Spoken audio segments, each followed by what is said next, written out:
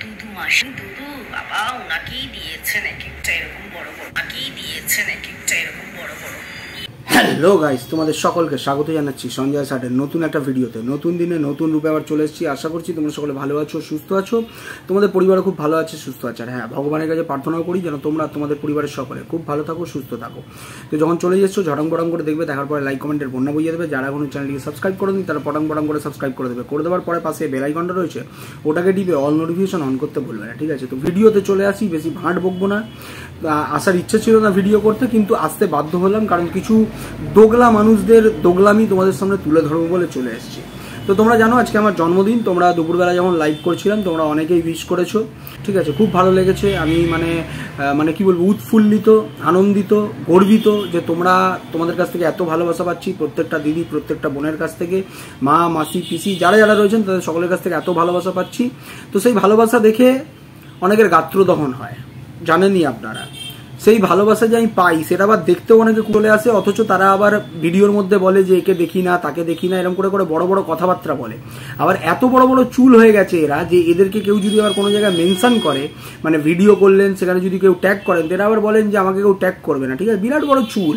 ওই যে লোকের পা ধরে ধরে চ্যানেল গ্রো করেছে, যখন কোনো ভিউয়ার্সরা যখন আনসাবস্ক্রাইব করে দিয়েছে তখন তাদেরকে আবার কুকুরের সাথে তুলনা করেছে, নিজের বাড়ির পোষ্যর সাথে, বুঝতে পেরেছেন তো? তো অনেক কিছু করেছে এরকম ধরনের ক্রিয়েটাররা নিজেদের চ্যানেল গ্রো করার জন্য। এখন বিরাট বড় চুল চুল মনে করবে, এত চুল মনে করে তোমরা দেখেছো যে এখন মুর্শিদাবাদ পর্যন্ত ঘুরে চলে এসছে। কার কথা বলছি নিশ্চয়ই বুঝতে পারছো। তো আসি এবারে সোজা সাপটা কথা বলতে, যেটা হচ্ছে রিম্পার উদ্দেশ্যে কথা বলতে এসেছি। তো রিম্পা আজকে দুপুরবেলা একখানা ভিডিও করেছে। তো সেই ভিডিওতে আমার জন্মদিনের শুভেচ্ছা বার্তা দিচ্ছিল, শুভেচ্ছা বার্তা দেওয়ার মানে যখন দিচ্ছিল তখন বুঝলাম যে আমার লাইভটা সে দেখছিল, আমার লাইভে ছিল। অথচ এরা দিনের পর দিন মানুষকে বুজরুকির মিথ্যে কথা বলে। আজকে আবার কিছু মুখোশ খুলবো তোমাদের কাছে, ঠিক আছে? অপেক্ষা করো, পুরো ভিডিওটা দেখতে থাকো। তো আমার শুভেচ্ছা বার্তা দিতে গিয়ে তখন দিতে আবার বলছে যে চটকাও, দুপুরবেলা জন্মেছো, ঘুম পেয়েছে, অথচ দুপুরবেলায় লাইভ করি, ভালো লাগে না দেখতে?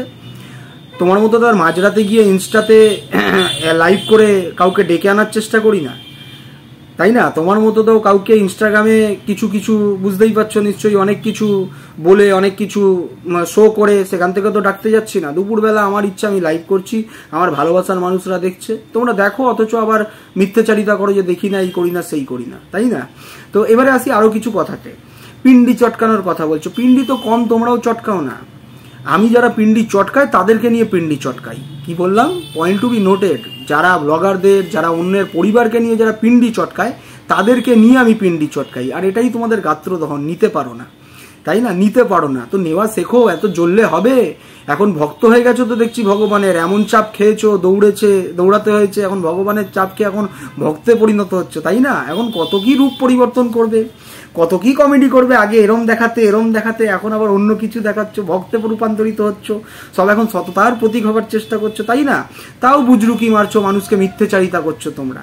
জগাই, মাদাই আর লাতাই, জগাই, মাদাই আর লাতাই তিনজনে মিলে একসাথে গেছিল, অথচ তোমাদেরকে এলভিতে বা ভিডিওতে এসে বারবার বলছো এই লাতাইয়ের সাথে আমাদের কোনো সম্পর্ক নেই। এমনকি লাতাইয়ের এগেনস্টেও সব ব্লেম দিয়ে নিজেকে পরিষ্কার করে, মানে ধরির কাছ থেকে ক্ষমা টমা চেয়ে নিয়ে সাইড হওয়ার চেষ্টা করছিল। কে? আমাদের রিম্পা। তোমরা দেখেছো নিশ্চয়ই, তাই না? আবার দেখাবার পরেও সেই ভিডিওটাকে আবার প্রাইভেট পর্যন্ত করে দেয়। মানে এত লাত খেয়েছে, ইজ্জতে লেগেছে যে আমার দোগলামি ধরা পড়ে গেছে দর্শকের সামনে, আমার দর্শকরা আমাকে খারাপ বলছে, তোমাকে প্রাইভেট করে দিতে হবে, অগত্যা যেতে হবে। আর তোমাদেরকে সামনে বলছে যে ওই লাতাইকে পাত্তা দিই না, এই দিই না, দুজন মিলেই, মানে জগাই আর মাদাই দুজন মিলে বলছে, বুঝতে পেরেছো? তো সেহেতু আবার তাকে নিয়েই একসাথে গেছে, সেখানে তাকে নিয়ে একসাথে গেছে, তার সাথে আবার একজন পুরুষ ক্যারেক্টারও সেখানে ছিল, বুঝতে পেরেছো? এবারে ভাবো না যে পুরুষ ক্যারেক্টার রয়েছে বলে আমি এমন কোনো কথা বলতে চাইছি বা ইঙ্গিত দিতে চাইছি। তো পুরুষ ক্যারেক্টার কে ছিল সেটা তোমরা ঠিক করে নিও, কিন্তু সেখানে পুরুষ ক্যারেক্টারটাও ছিল, তিনজন গেছিল।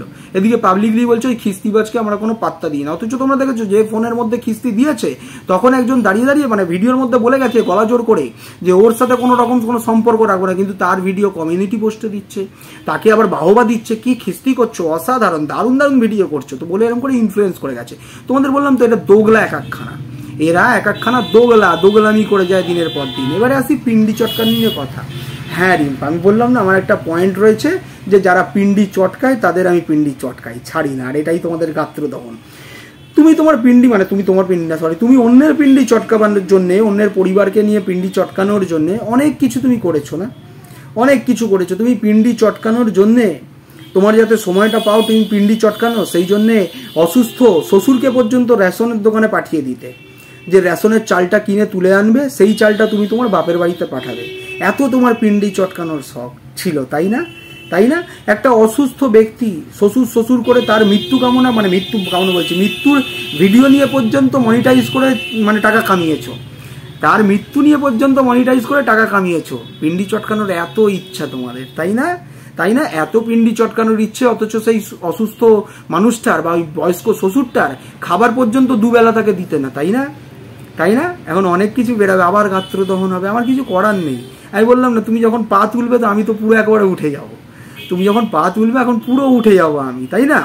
বললাম কি, খাবার পর্যন্ত তার জুটতো না একবেলা খাবার দিতে, সে থাকে নিচের তলায়, তাই না? খাবার দিতে গেলে গাত্রদহন হয়, অত টাইম নেই আমার রান্না করার, পিন্ডি চটকানোর সময় আছে না? অথচ সেই মানুষটা যখন মরে গেছে তখন ইমোশনাল ফুল করতে পাবলিকের কাছে চলে এসছো মনিটাইজেশন অন করে পিন্ডি চটকাতে, তাই না? এত পিন্ডি চটকানোর শখ, তাই না? বাচ্চার খিদে পেয়েছে, লাইভ করছে, সেখান থেকে ধাক্কা মেরে সরিয়ে দিচ্ছ, এত পিন্ডি চটকানোর শখ, তাই না? তাই না? দেখেছো তো, আমি তো রবিবার করে আবার পিন্ডি চটকাতে আসি না, যখন খুব দরকার থাকে তখন আসি। তো এরমভাবে উইশ করে লাভ আছে? ভালো করে উইশ করো, লোক দেখানো উইশ করো কেন? একটা কার পিন্ডি চটকানোর ইচ্ছে সবাই জানে। এবারে আসি তোমার আরেকটা দোগলামির কথাবার্তা দেখাতে, প্রমাণ সমেত। তুমি ভালো ভালো কথা বলছো অনেককে নিয়ে, ভালো ভালো ইউটিউবের দাদাভাই করছো, অথচ এমন জায়গায় এমন কমেন্ট পড়ছে, তোমরা দেখো এই কমেন্টটা পড়েছে হাফ লেডিস মরকট, তো সেইগুলোতে গিয়ে হাসির রিয়াক্ট দিচ্ছে কে গো? আমাদের এই যে রিম্পা, যে এখন মুখোশ পরিবর্তন করছে, মানুষের কাছে ভালো সাজার চেষ্টা করছে, কখনো এরম দেখিয়েছে, যে বুঝতে পেরেছো? তো এইগুলো হচ্ছে এদের মুখোশ। এরপরে যখন আমি খেলতে যাব তখন ব্যথা হয়ে যাবে, তখন বলবে আমি তো কিছু বলিনি, ওই অ্যাটাক করছে পার্সোনাল। বুঝতে পারছো এদের খেলাগুলো কেরম, বুঝেছো? এগুলো হচ্ছে দোগলা খেলা। খেলবে যখন ফ্রন্টে খেলো না, খেলার যখন ইচ্ছে থাকবে বলো তোমার সাথে আমি খেলবো, চলো মাঠে নামবো, তাহলে আমিও নামবো, যে জিনিসগুলো এখনো পর্যন্ত লোকানো রয়েছে সেগুলোও বের করব। তো খেলা হোক, বলো একটু বুকে জোর নিয়ে যে খেলা হোক। লোককে খিস্তি খাউড়ি খাইয়ে আবার সেই খিস্তিবাজকে নিয়ে একসাথে যাচ্ছে দোগলাগুলো, দর্শকের সামনে এক কথা বলে আবার পেছনে এক কাজ করে, হাট চিটিংবাজ মিথ্যেবাদীগুলো সব মুখোশ পরে ঘুরে বেড়ায়।